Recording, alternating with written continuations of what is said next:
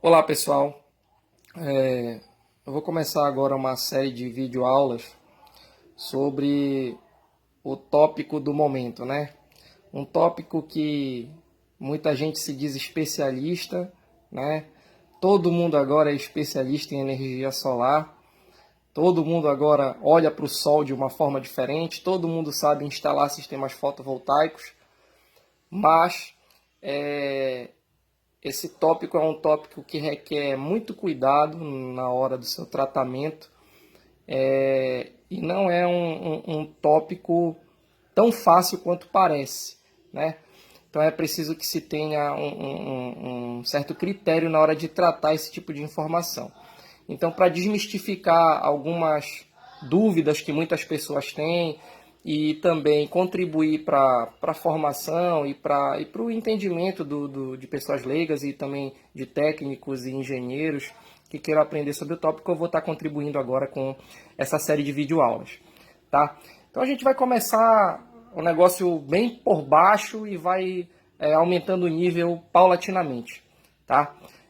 O efeito fotovoltaico ele foi observado pela primeira vez no meio do século XIX pelo físico francês Edmond Becquerel. Tá? E basicamente o efeito fotovoltaico consiste na conversão da energia proveniente dos fótons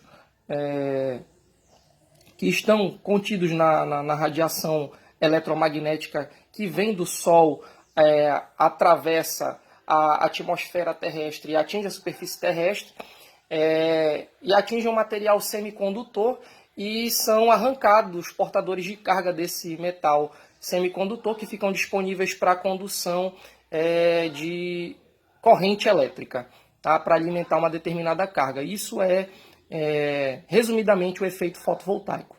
Tá?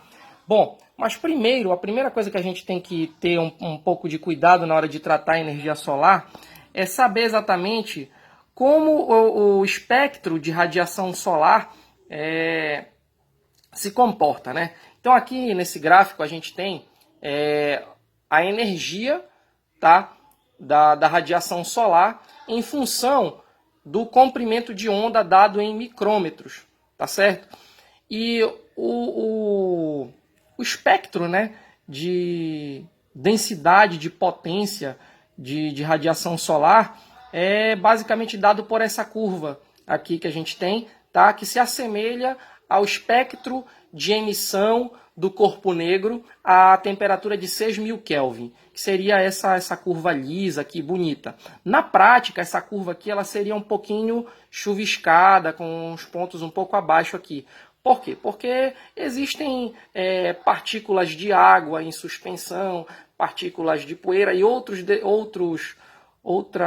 moléculas que estão na nossa atmosfera que fazem com que esse espectro ele não tenha essa forma perfeita que a gente está vendo aqui, tá certo?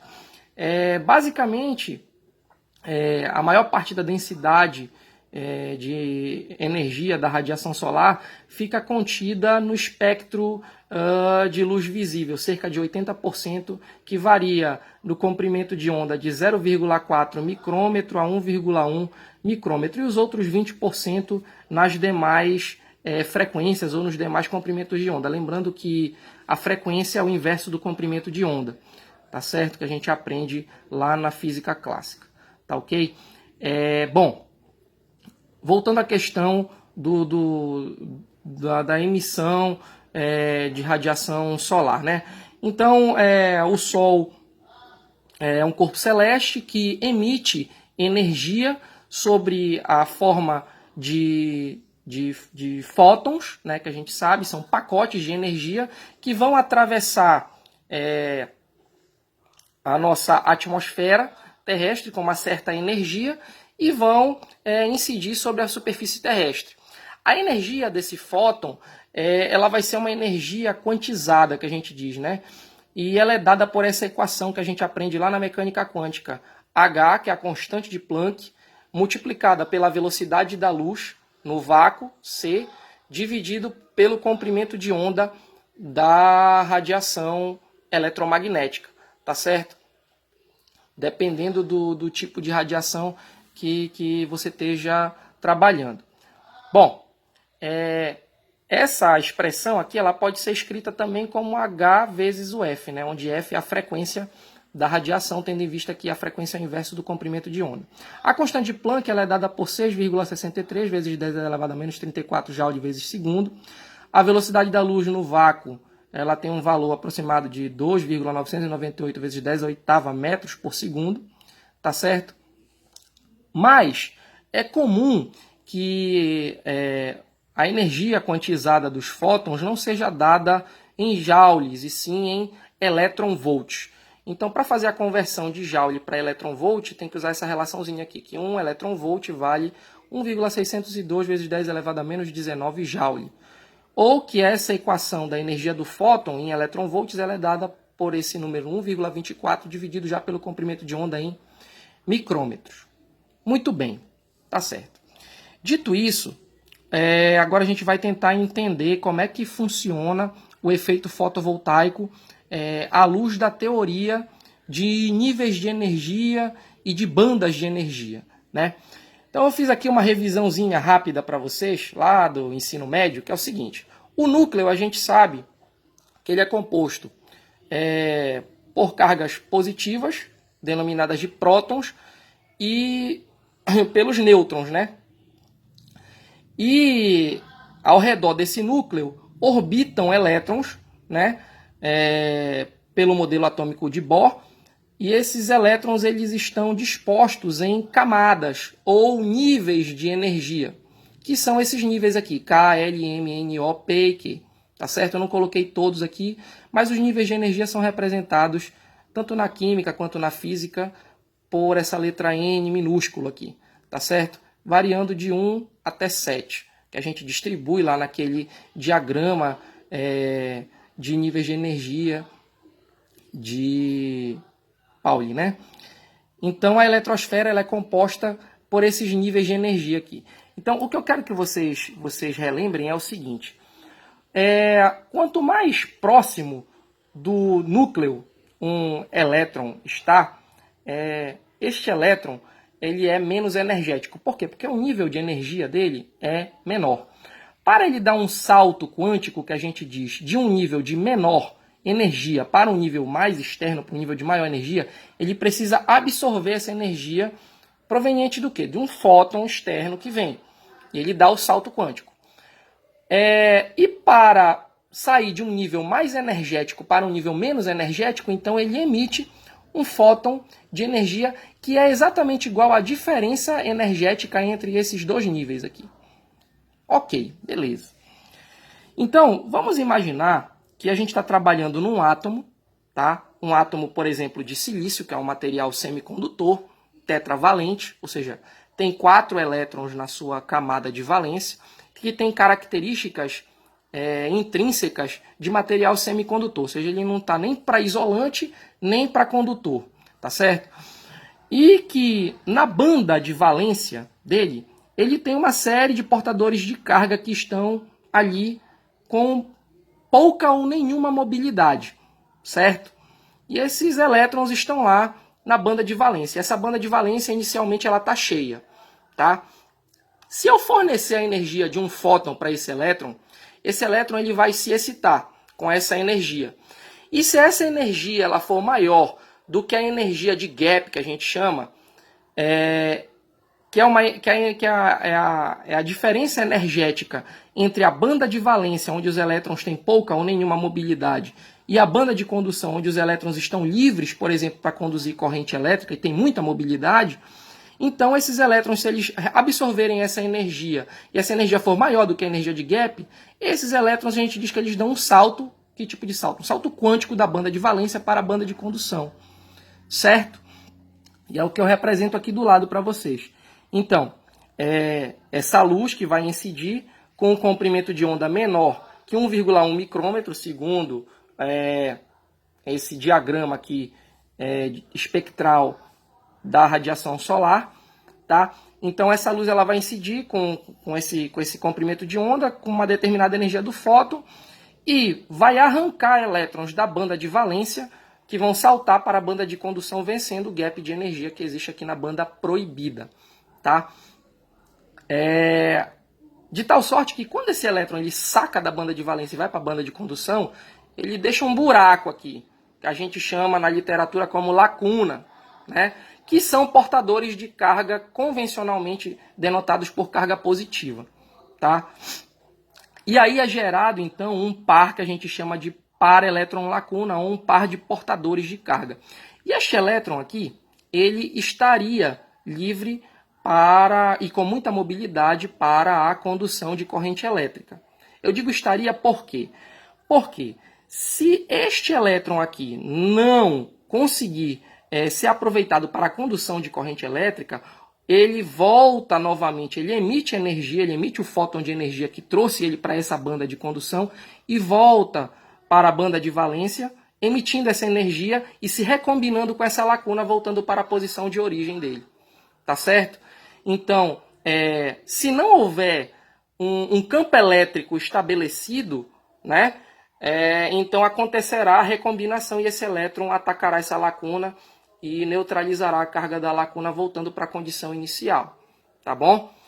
Então, a gente precisa estabelecer algum campo elétrico aqui, né, para que impeça de esse elétron voltar e se recombinar com essa lacuna e ele continue livre para a condução de corrente elétrica. Como é que a gente faz isso? Bom, eu falei para vocês que o silício ele é um semicondutor puro intrínseco, né? E ele é tetravalente, assim como o germânio também, que são os materiais mais comumente utilizados para a fabricação de painéis fotovoltaicos, de módulos fotovoltaicos ou da célula fotovoltaica, que é a unidade fundamental de um módulo fotovoltaico. Então o que a gente faz para estabelecer esse campo elétrico? A gente dopa esse material intrínseco aqui com impurezas que a gente chama. Essas impurezas podem ser impurezas aceitadoras, né, ou receptoras, ou ainda impurezas doadoras de quê? Doadoras ou receptoras de elétrons. E quais são essas impurezas dopantes? Pode ser o boro, que é um elemento químico trivalente, ou seja, tem 3 elétrons na sua camada de valência, ou o fósforo, que é pentavalente. Tá? Então, assim, intuitivamente a gente já pode imaginar que se o boro é trivalente, comparado com o silício, ele tem um elétron a menos. Então é mais provável que ele receba um elétron do que ele doe um elétron, tá certo? Para completar o octeto. A mesma coisa para o fósforo. O fósforo ele é pentavalente, tá? É um raciocínio análogo. Como o silício é tetravalente e o fósforo tem um elétron a mais, é intuitivo que ele doe esse elétron, então, para formar o octeto, né? E estabelecer, então, esse campo elétrico aí que impeça a recombinação dos elétrons. Então, aí a gente vai cair num modelo que é muito utilizado em eletrônica, quando a gente começa a estudar eletrônica, que é esse modelo aqui que a gente chama de junção PN, tá certo? Por que junção PN? Por quê? Imagina que a gente tem uma bolacha de silício puro, tá certo? E de um lado dessa bolacha, a gente, por um processo industrial e químico, a gente consiga injetar impurezas do tipo doadoras de elétrons de um lado, tá certo? E do outro lado, impurezas do tipo receptoras. Por exemplo, desse lado eu dopo com fósforo e desse lado eu dopo com o boro. Fazer de uma forma bem didática para que todo mundo entenda, até quem não é da área. Tá? Então, a partir do momento que eu dopo essa bolacha de silício, esse silício deixa de ser um semicondutor intrínseco e passa a ter algumas propriedades interessantes de condução de corrente elétrica. De que forma? A partir do momento que eu dopo, o que acontece? Acontece a difusão de portadores de carga positiva, ou seja, o que eu estou querendo dizer com isso? Eu estou querendo dizer que lacunas vão ser difundidas do lado P para o lado N, óbvio, vai do lado positivo para o lado negativo, tá certo? E que elétrons vão ser difundidos do lado N para o lado P, né? Lógico, do lado negativo para o lado positivo. Ok.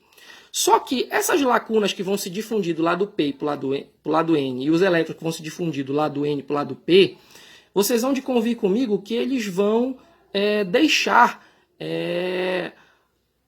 os átomos de silício descobertos de um lado e do outro. E essas cargas que ficam descobertas são íons, né? E esses íons eles vão se depositar exatamente nessa região de fronteira aqui. De tal sorte que a lacuna que saiu do lado P para o lado N, ela vai deixar íons negativos aceitadores do lado P, e os elétrons que foram difundidos do lado N para o lado P, eles vão deixar íons negativos descobertos do lado N. Então, o que eu estou querendo dizer para vocês? É que tanto do lado P quanto do lado N vão ficar íons descobertos, e esses íons eles vão causar o aparecimento nessa região de fronteira aqui, vão causar o aparecimento, o surgimento de um campo elétrico, que era exatamente o que eu precisava para quê? Para evitar que os elétrons que sacaram da banda de valência para a banda de condução se recombinem com as lacunas que estão lá na banda de valência. Então, meus amigos, o que vai acontecer? Com esse campo elétrico estabelecido, surge aqui uma barreira de potencial elétrico que impede a passagem desses portadores de carga. E aí essa região nós damos o nome de região de depleção. Pronto.